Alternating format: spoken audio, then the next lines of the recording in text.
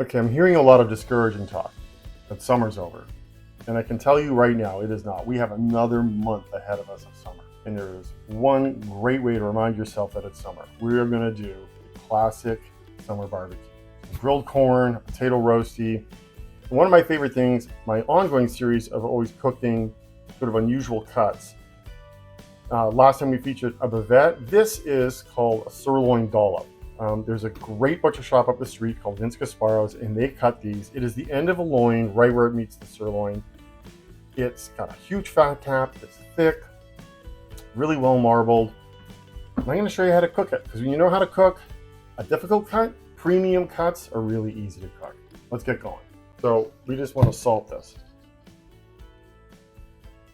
generously. You just want to make sure you get the edges. Be a little heavy-handed on the fat side.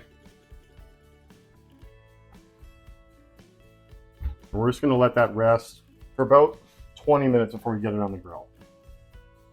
This meal comes together really quickly. So after you get your steak seasoned, we're just going to peel this potato. We're going to run it through a box grater.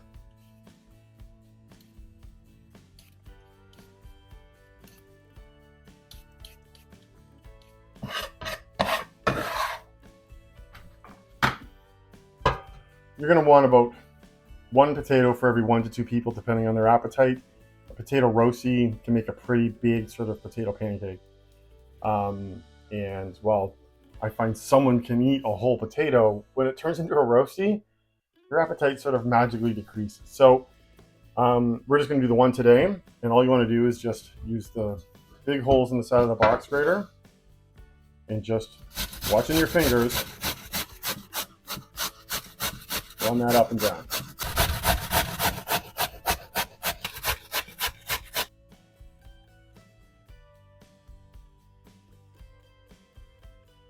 Okay, so once you've got your potato box grated, just want to get all the water out. You can do it with just your hands and just give it a good squeeze like this. I like to just do it in a piece of cheesecloth or a clean tea towel.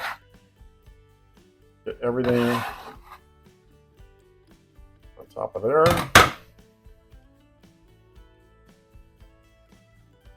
Fold over.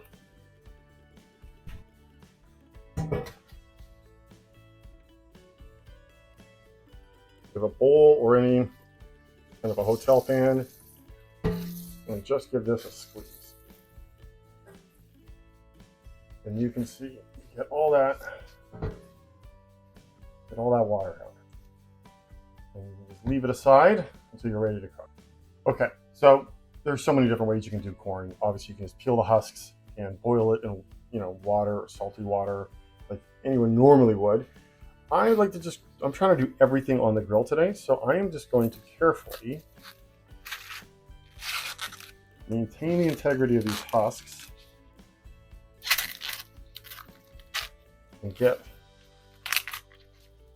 all of this crap out. No one likes eating that. So just try to clean that off as best you can. Don't let these things break off from the bottom. And if you do, it's fine. Just be careful on that one side that's exposed to the grill.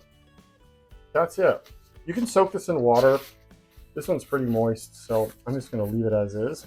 But that's it. I'm just going to put this back onto the grill like this. And it is going to cook beautifully.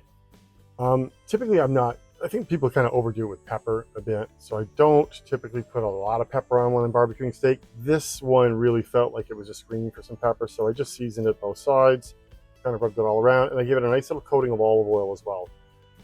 I want this grill hot as I can get it, because I want to sear that fat, and I want to get a nice caramelization on the flesh side. So let's go. Okay, so we've got this grill super, super hot. What we're going to do is we're going to get the corn on here first. So corn's pretty bomb-proof, and your steak needs to cook, and it needs to rest, and the corn can cook throughout that whole procedure. So there's that first one. I also sort of bungled one, so I'm just going to show you the difference. We'll just grill this one as well. Get those started. Okay, we got our core in position. We're gonna go fat side down first, right over a nice hot spot. Okay. Steaks need to be flipped often.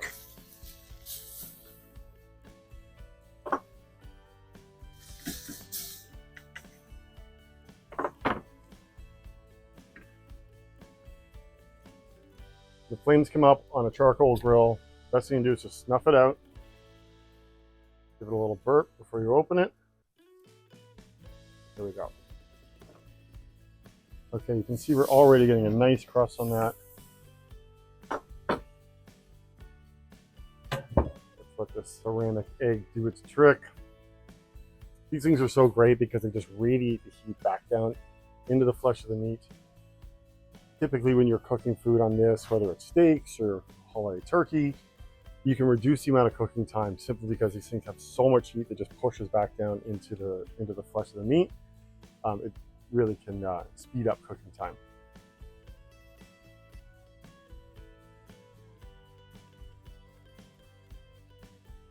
We're also going to be using one of these. I typically like doing the finger touch method, which is this.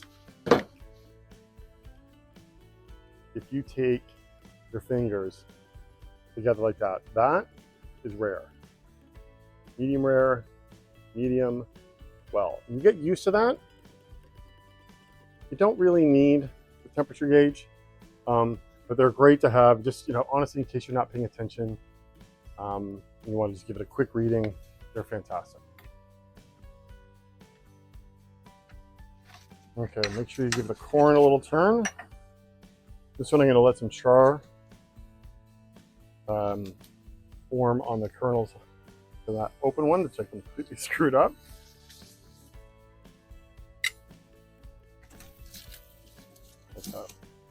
Get some nice color on that corn.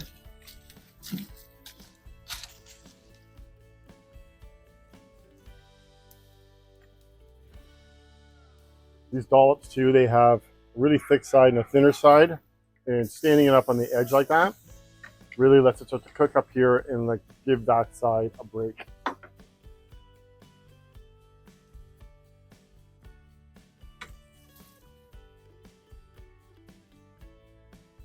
So this steak's just about done. So what I'm doing next is I'm going to get this cast iron pan ready to go. I'm going to bring that up in temp because we're going to get some olive oil on there and drop our potato roasty in. So this steak's going to come off now. The rest, I'm going to get the corn off. Just rest over here. We've got a nice hot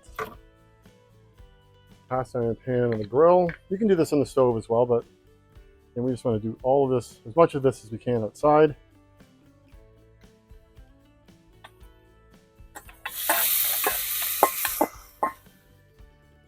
So I'll get this in here and just start to form it to a really nice disc shape. Just tap along the edges like that. This is really easy to do. I remember being intimidated the first time I tried one. But honestly, there is nothing to these. Just a little more olive oil on the top.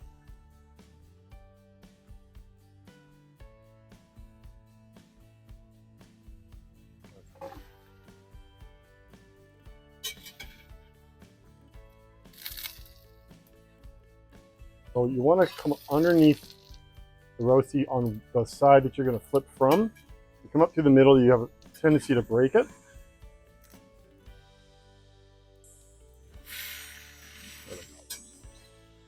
All that olive oil you put on the top, now on the bottom.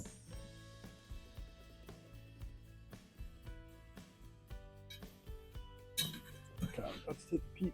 Yeah, that's ready. So, off. And there, that's a roasty. Nice and crispy edges. Still moist in the middle. Perfect. Probably cut that in half and serve it. Okay, while the steak's resting, I'm just going to take the husks off. You can see this is perfectly juicy. You can eat it like this if you want to be a heathen, but it's just really easy just to pop this off. Okay, time to cut this. Just want to cut it across the grain You can see the grains going this way.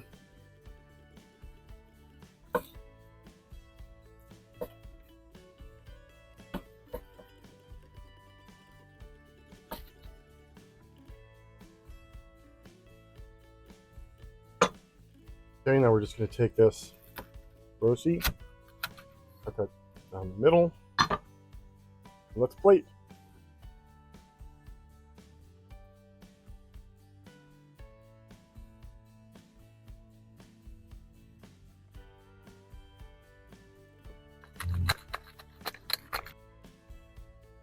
And there you have it, a perfect, easy to prepare, classic summer barbecue. Thanks again for watching. Like and subscribe below. Comment and let me know what else you want me to cook.